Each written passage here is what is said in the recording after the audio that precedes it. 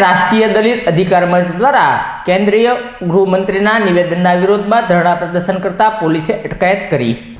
કેન્દ્રના ગૃહમંત્રી અમિત શાહ દ્વારા વિવાદિત નિવેદન કરવામાં આવ્યું હતું, જેમાં ડોક્ટર બાબા સાહેબ આંબેડકર ઉપર અમિતભાઈ શાહ દ્વારા વિવાદિત નિવેદન કર્યું હોવાના વિરોધમાં સિહોર ખાતે કોંગ્રેસ અને દલિત અધિકાર મંચ દ્વારા ધરણા પ્રદર્શનનું આયોજન કરવામાં આવ્યું હતું.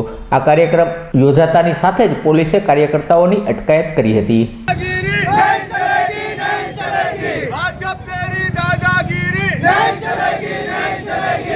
લોકસભામાં રેકોર્ડ થાય છે અને એ પોતે ભારત દેશના ગૃહમંત્રી છે.